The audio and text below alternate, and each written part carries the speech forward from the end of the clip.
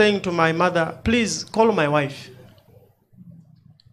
It worked. Now, I'm not saying it will work always, but I think the principle is let the sons be very honest with their mothers.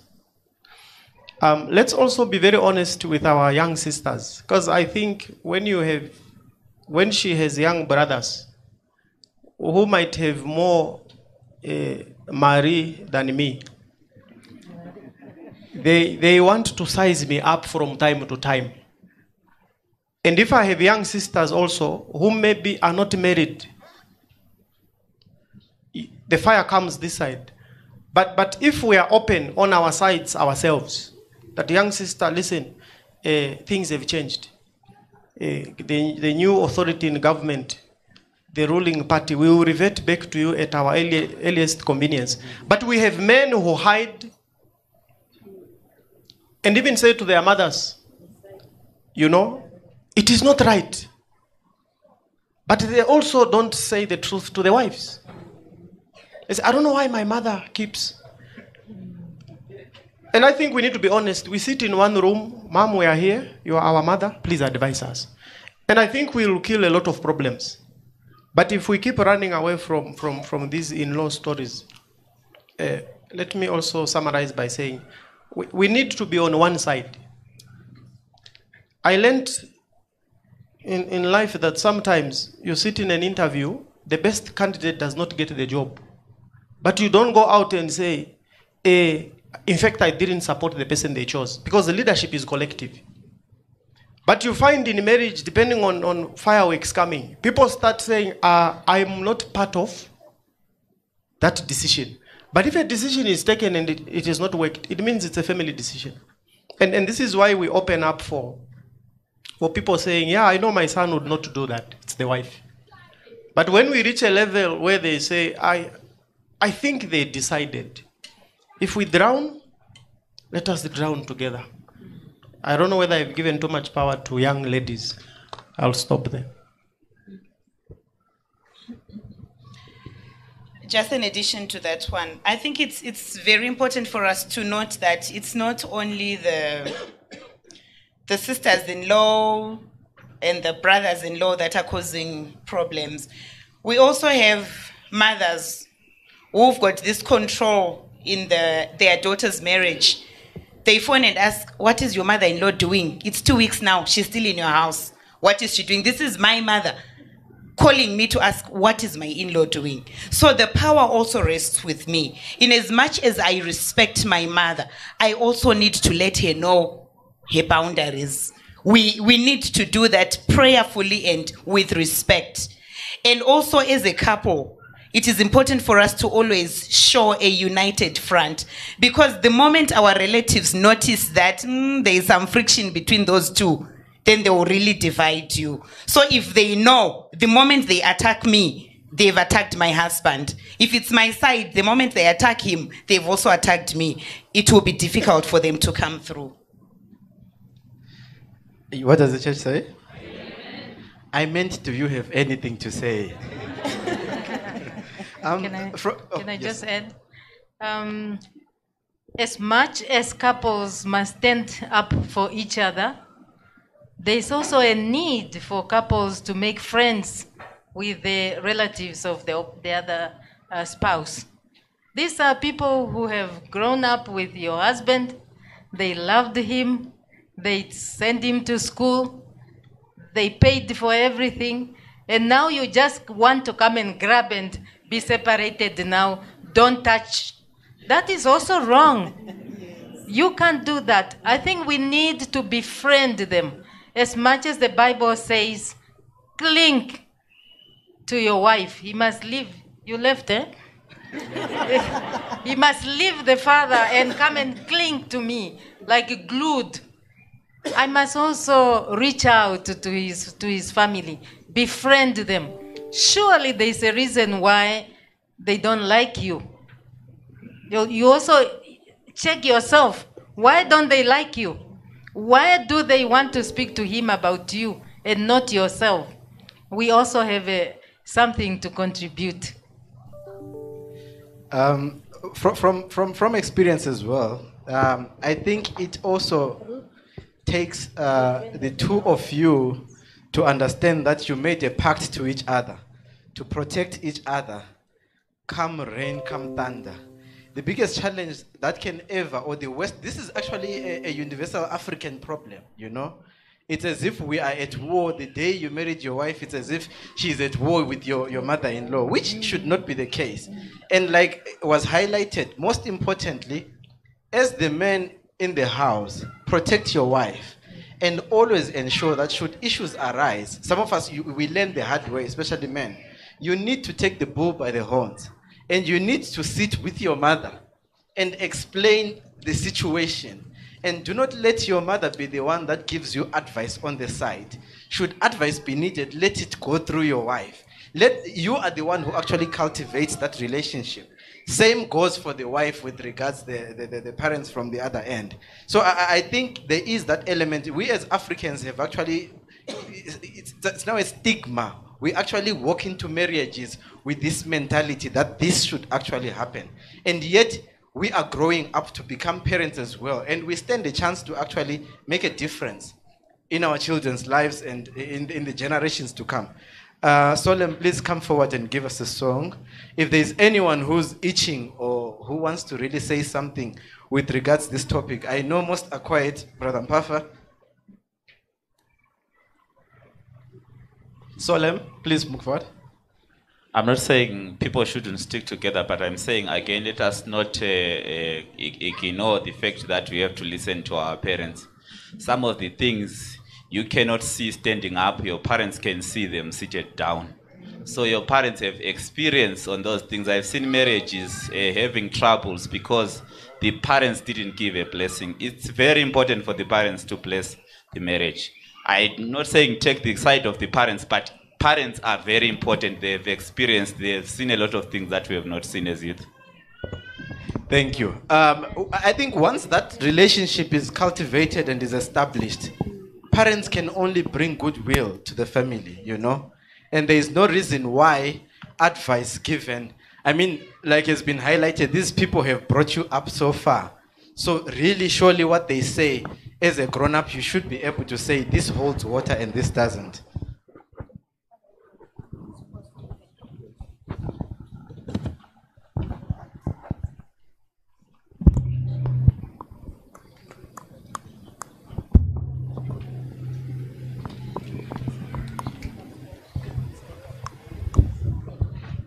One, two.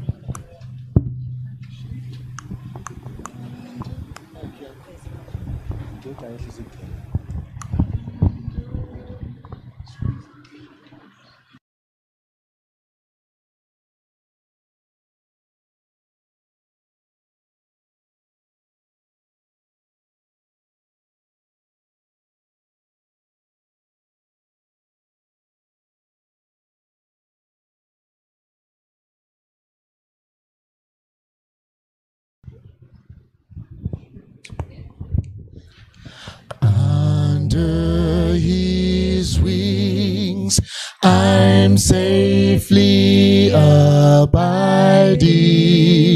though the night deepens and tempests so wild. Still I can trust him, I know he will keep me. He has redeemed me, and I am his child.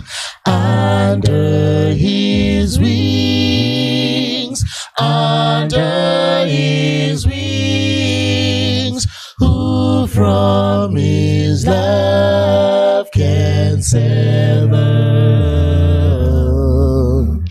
Under his wings my soul shall abide, safely abide forever.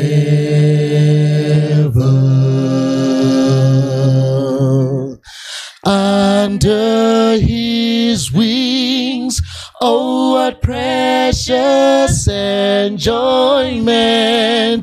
There I will hide till these last trials are o'er. sheltered, protected. No evil can harm me. Resting in Jesus, I'm safe evermore.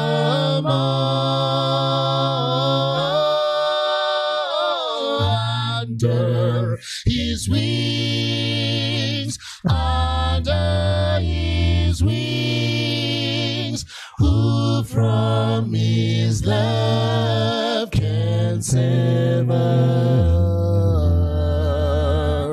Under his wings, my soul shall abide, safely abide forever.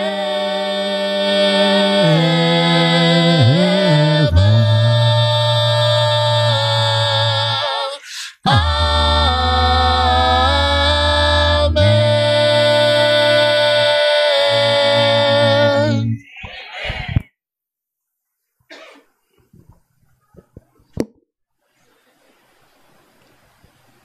To the panel once again. How do I deal with a spouse who prefers to support his or her family over me and our children? Feels like there's misplaced loyalties here. How do I deal with this, Mrs. Mpofu? Please pass it to Mrs. Mpofu. You can say it as it is. Okay, we seem to have misplaced priorities here. So I was simply saying, I think this spouse did not live. You know, the Bible says we must live and cleave. This spouse who's not supporting my children and I did not leave the other part. He's still attached. I would suppose maybe it's a man or it can be a woman. They are still attached to the biological family. And those are misplaced priorities. So first of all, we need to get things right. He or she needs to live, understand that he or she is responsible for this new family. And the Bible says, and the two. Maybe they didn't attend premarital counseling. Apparently they didn't attend premarital counseling. So that is very important, hey, for the youth. Yes, Elder Mpofu. For the men, I think it's quite a big problem because that's neglecting your family. The elder alluded earlier to the problem that David faced. For all the glory that we know about David, he was a bad father. He neglected his children. These children ended up abusing each other. A brother violating his sister, a brother killing his brother. Even one of his sons wanted to kill him. David, he even took his wives. So that's how terrible it is for a father to neglect his family. Our society is crumbling because fathers are failing to perform the duties of fathers. So if a man finds himself in that situation, it is a time to rethink his position, because the consequences are actually going to have a ripple effect in the generations to come. To the floor, it seems like men have a problem. What do the men have to say? Mr. Moyo. Somebody wants to say something. Wait, Mr. Moyo, I'll give you a chance just now. Good afternoon. I would like to say that there's a problem in this marriage. Yeah, I would like to say that there's a problem already, because the wife refers to the man's family as his family, not our family. So already, all in all, there's a problem here. Seems like it's getting deeper.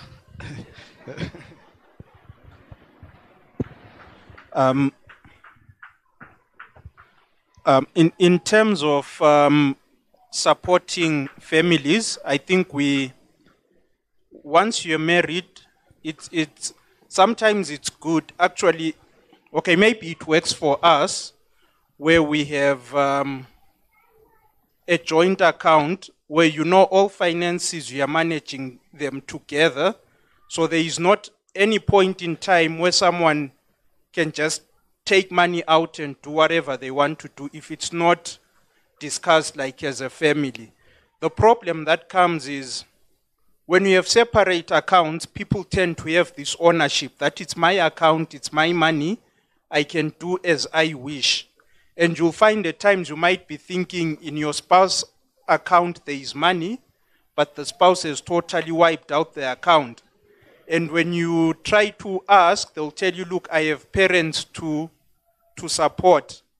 But they forget that the other spouse also has parents to support. So I think it's very crucial that once you get married, you sit as a family and say, yes, there are parents to support.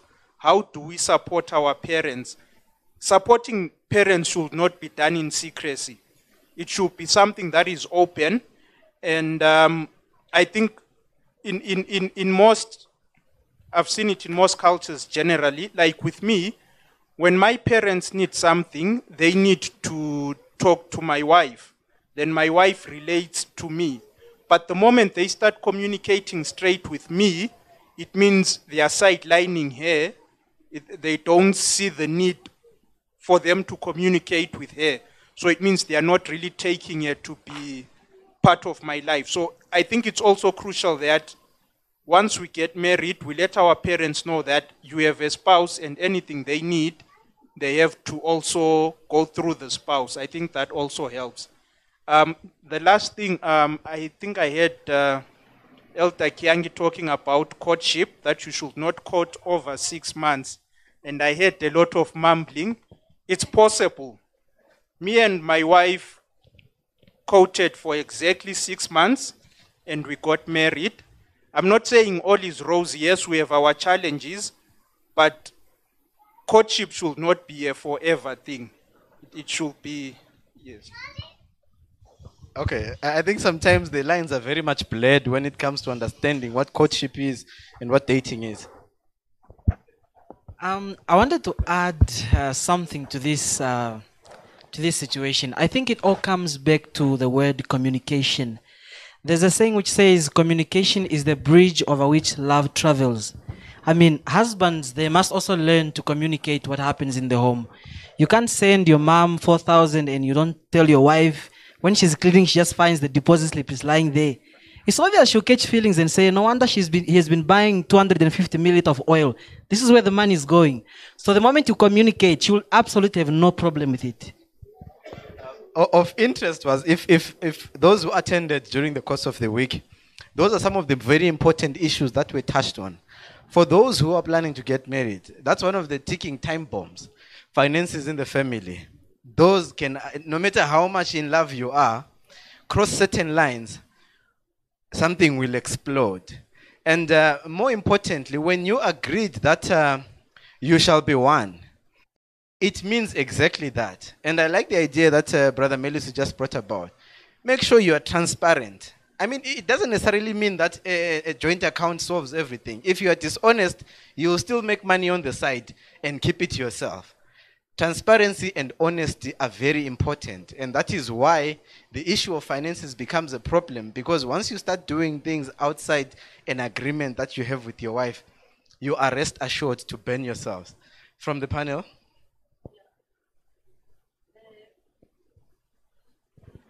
The person who asked the question is probably here.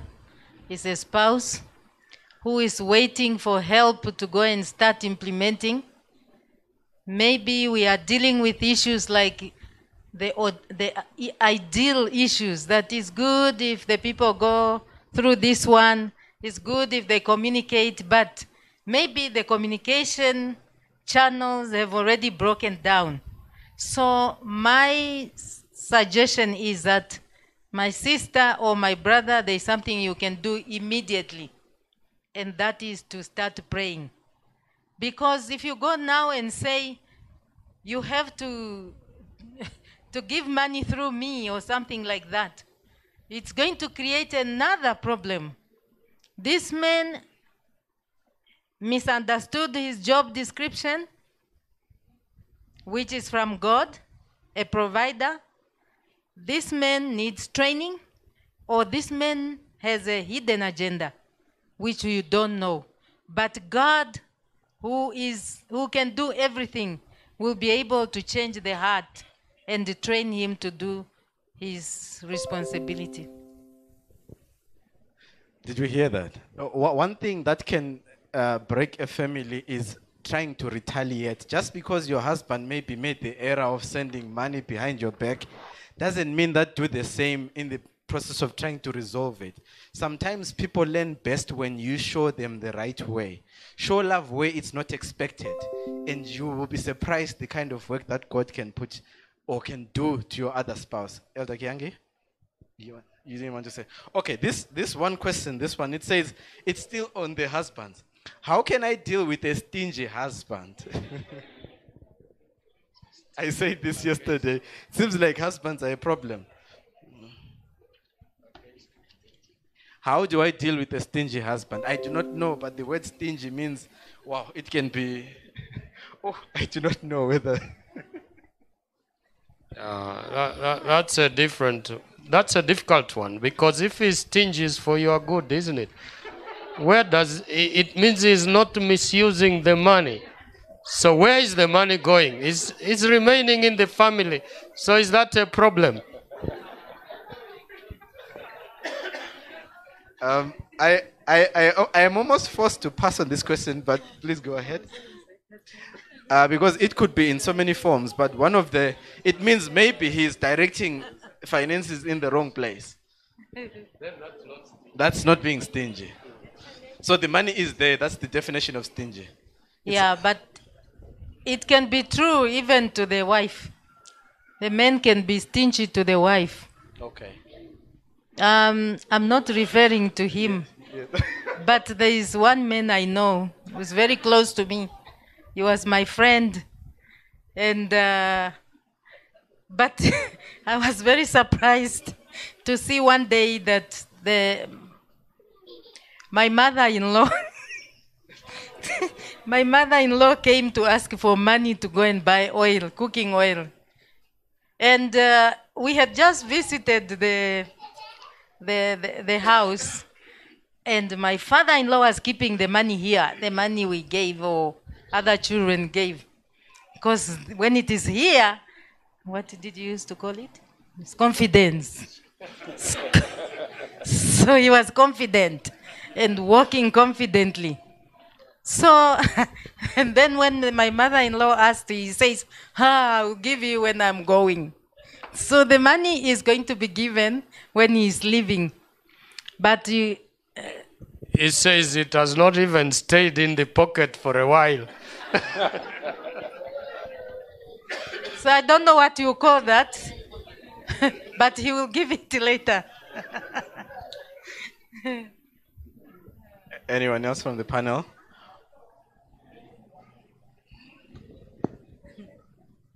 I'm sharing on behalf of my wife. There's a man who had 20,000 and he hid it in his socks. And the wife kept asking that, can we buy relish? The man said there's no money. And one day when she was cleaning, she found the money. So she went to buy a lot of food. And so the husband asked her, where did you get the money? She says, no, don't worry. There's no money in the house. And then when he checked, the money was nowhere to be found. So she says, I need my black socks. She went to buy 4 pairs for him. And then the man said, my wife, let's not play around. I've been saving that money to buy a car. Now, I think sometimes there is pressure that men put on themselves unnecessarily in the name of being seen as a man. And that's, I think, sometimes this question applies, that the family is starving because somebody wants to upgrade from a Toyota Hilux to another car that I will not call. And I think that's where the sparks start flying. I've seen men drive from here to Katima, and he says to the wife, cook. But when you reach home, you discover that, the entire year, the man has been saving just to appear in the village as a titled man. So I think men should find a way to beat that ego. There's so much pressure out there. And some women keep saying to their husbands, look at what others are doing. And in an attempt to arrest the situation, you start being stingy. But I think if it's a real situation, that requires praying, fasting, and casting.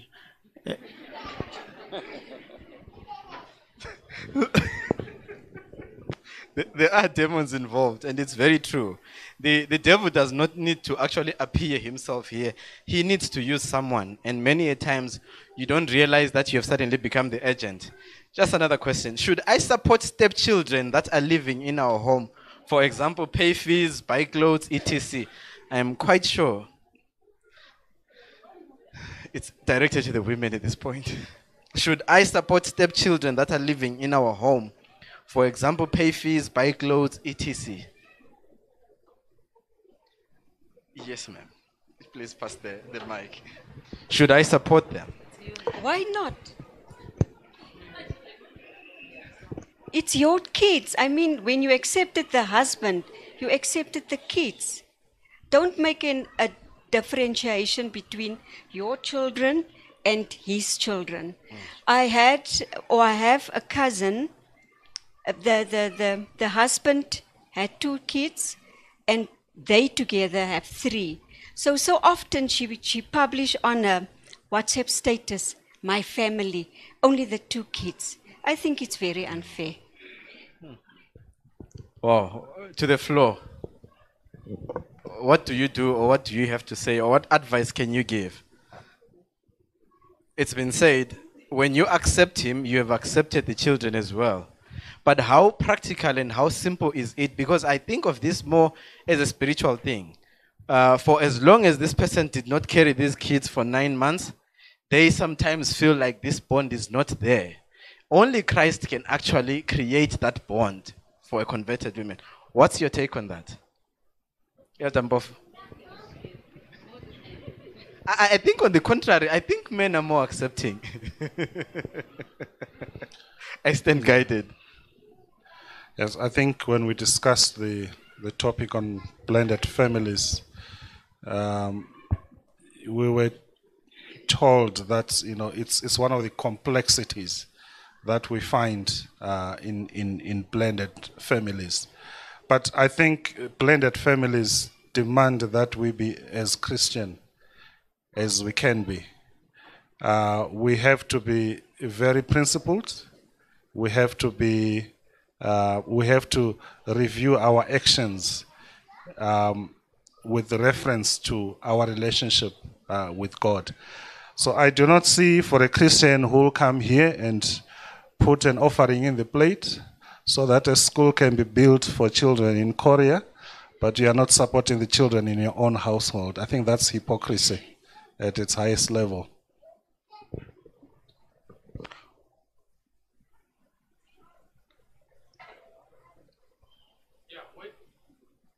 When we talked about blended families, we said go into it aware of the challenges. A person who is doing that is one who wants to go into a blended family and live like it's not a blended family. And that is not realistic. You will soon run into very serious problem, even divorce. If this person has these children, there is a blood attachment. There is a natural responsibility for him to look after these. They are not yours, but he has that responsibility. Now you want to take him or her and separate that person with the other. Then you didn't understand what a blended family is. In fact, the word blended says it all. Bring yours, I bring mine, we blend. blend, put them together, and then they become ours. That's what blended means. We have to differentiate. And sometimes even when I listen in our comment here, we have to differentiate what I like and what is right. Many a times we confuse that. For a family to work, there are many things that I like, I have to leave in order to do what is right. And I cannot see any other way how a blended family can work when there is a separation of treatment within the children.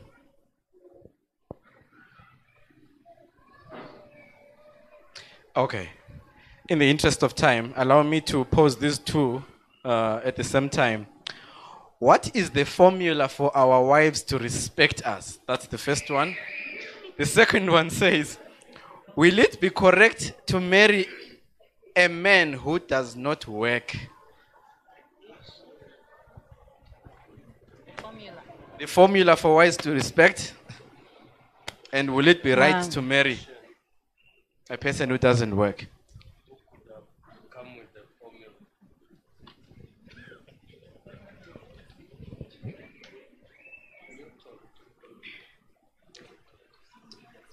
I don't know about the formula, but there is an instruction from the Lord.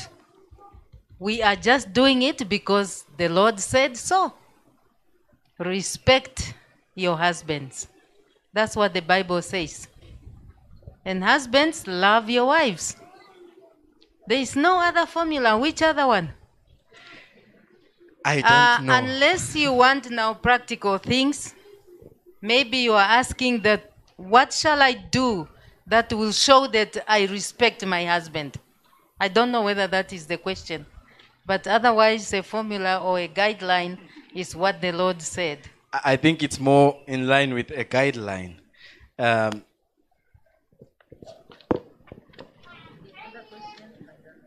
Should I marry a man who's not working?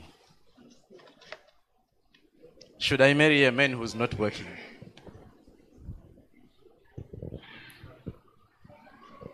A counselor will not tell you what to do, a good counselor.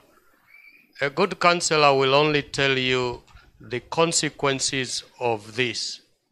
Should I marry somebody who is HIV positive or not? That's your decision. Should I marry somebody who hasn't got a job? That is your decision. But if you want to be told what are the challenges of marrying a person who doesn't have a job, that you can be told. But in the end, it has to be you to decide. You know, there was a time God decided for somebody whom to marry. You know who that was? It was Adam. Adam didn't choose Eve. God created Eve for Adam. And what happened when problems came? Adam told God, it's this woman you gave me who brought problems here. And from there on, God doesn't choose wives for people. He tells you this is the principles you can use in choosing a wife. But finally, what you choose, it's you. So I can tell you the challenges of marrying a husband who is not working. But I cannot tell you whether to marry him or not. And that comes with any marriage. When you say, I am looking at this young girl, I want to know whether I will marry her or not. You will see good things in her, you will see bad things in her. And at the end of it, the bad things that I am seeing, am I willing to live with them? Because you will never get somebody who is perfect. This person who has no job may be the best lover in the world. So who am I to tell you don't marry him? So in the end, it's you to decide. But know the consequence. Get the information, all the information, and decide based on the information. Okay. El Shaddai, are you still here? Please come bless us with 2 pieces of music as we round up our segment.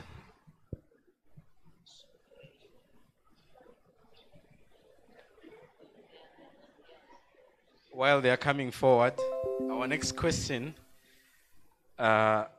this will need a comment from all the panel members. How can I regain the trust of my spouse? I assume once it's broken. You can be thinking about that. El Shaddai?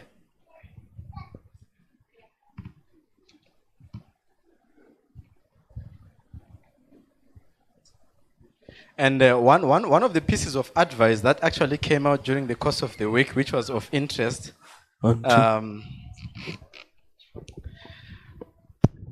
was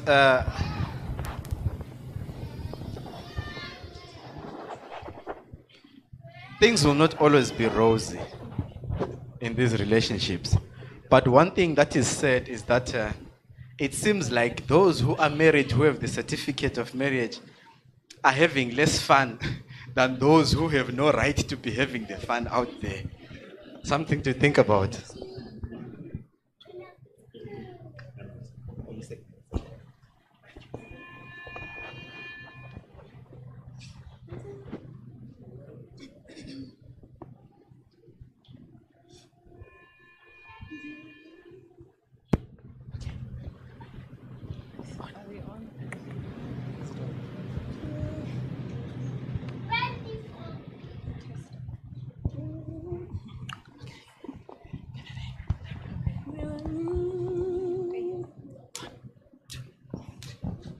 Zila inani mwitwa ya yona Ungatawali na koyata Kono Uswalise Kakulimmiliko yengata Isata Visa kuyena Ukakufa pumulo Kulita kuna mina baba lwezi mitio milita mifa pumulo swaliza kuyenana koka ufela visa kuyena ukakufa pumulo kulita kuna mina baba lwezi mitio milita mifa pumulo swalisa kuyenana koka ufela biza kuyena ukakufa pumulo nako ninako satani uitu kiseleza ndwatuna kakuli malumo aya inzi mwanzila swalisa kakutia kumulena nako kaufela visa kuyena ukakufa pumulo swalisa kakutia kumulena nako kaufela visa kuyena ukakufa pumulo ubulela kulita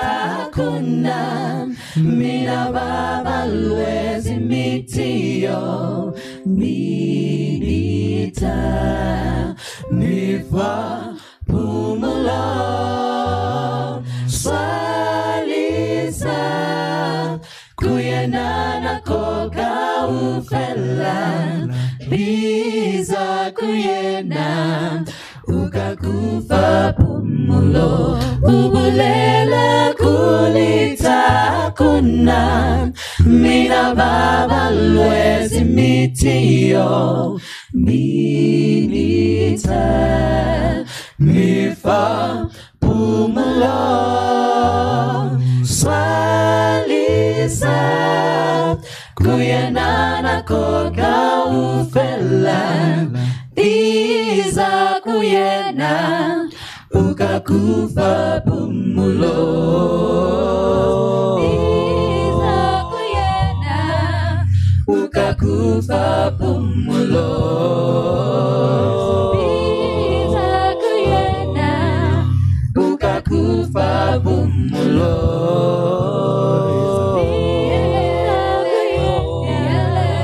ukakufa pumulo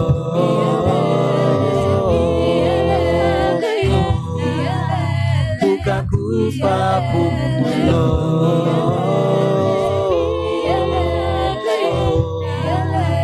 ukakufa pumulo.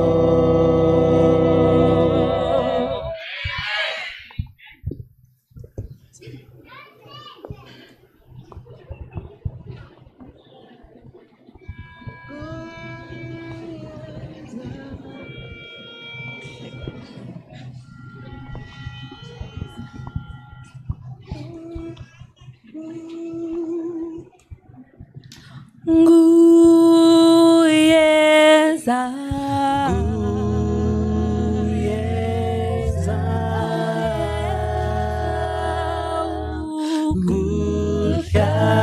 Kushashala nami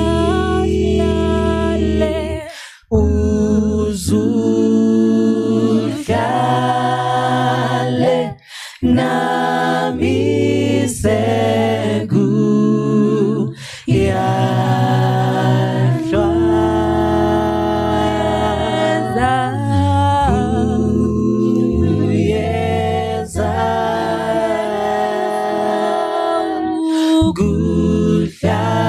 Gushashala nami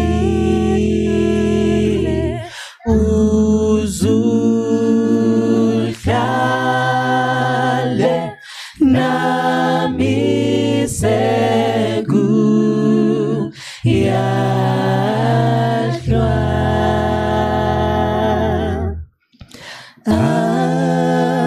abide with me first was the evening tide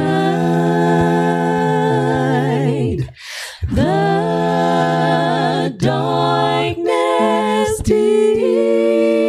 deepens Lord with me abide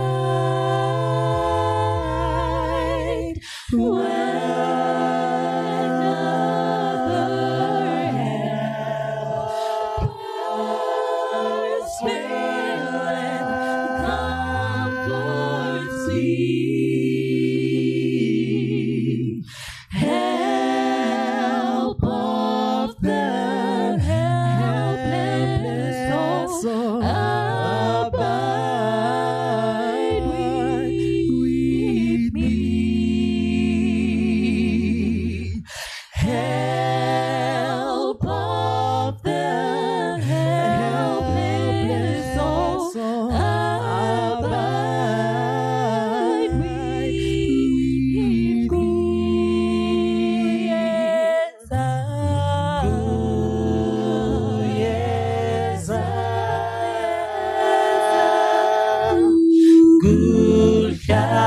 Gushashala nami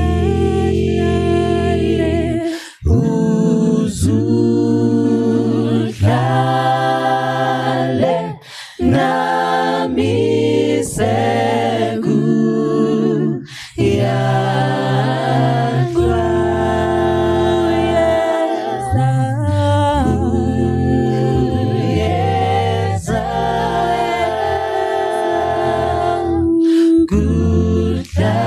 Gushashala nami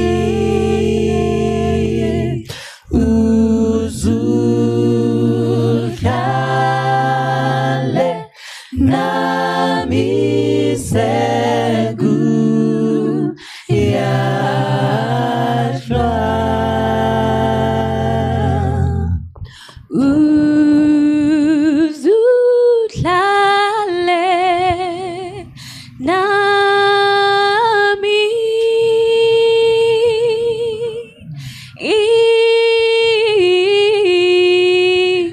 Uzulale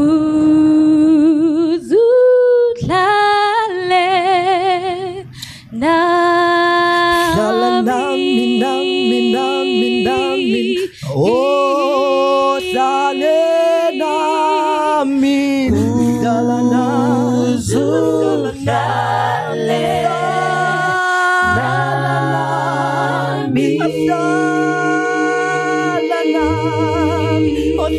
nami, salanami, osa somanda wezulale nami, salanami,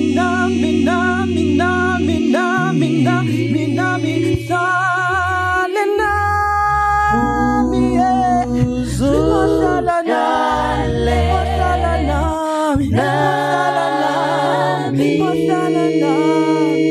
salanami, oh, abide with me, oh Lord.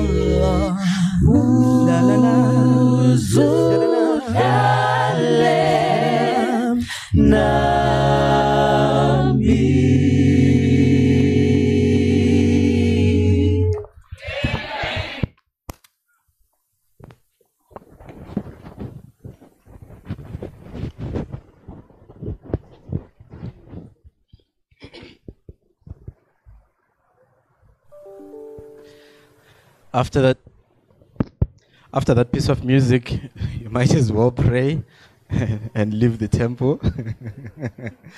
But there was just this one last question that still needs to be tackled. How can I regain the trust of my spouse? I'll start from my right, going all the way. Everyone has a chance to talk. I thought I was going to be the last one. Anyway, it's a very serious question, I think, for me. But I want to use the example of Jesus, the lady who was caught in the act. Guilty as charged. They could have stoned her without asking Jesus. And they brought her to Jesus, who said to her, I do not condemn you, neither do I condone what you have done. And I think that's a very difficult thing to do without God helping you. Because many fear that, what message am I sending? Is it to say I don't really care? But if we prayerfully decide what Christ wants, we would forgive. The other side of it is people go to prison for a crime, 10 years. When they come out, they still have a criminal record. And I was saying to my wife during this week, what type of a nation are we? We want people to pay twice. But when you come out of prison, it's easier, you can be self-employed. Unfortunately, in a marriage, I've said to my wife, she should forgive me because this is my first marriage. And I say it with all seriousness sometimes. You know, I say to my parents, forgive me, I might not raise my first son well because it's the first time I had a son. And I think sometimes if we look at how Christ has treated us as wives and how he has forgiven us, that might help us extend that forgiveness to the husbands. I know there are some men whose wives were caught in compromising situations. They have forgiven, but they've not thrown away the sandal. They keep reminding the wife that, remember, I had a choice to divorce you. And I think that's worse. And that's what I would say, that if we are not ready to truly forgive, maybe it's better to accept that this I can't do than to keep somebody and keep reminding them every day that had it not been for my messes. That is my long comment. I apologize for taking long. Thank you. I think when trust has been lost, it's very difficult to regain it because only God can help you. You really need to pray because with God, everything is possible.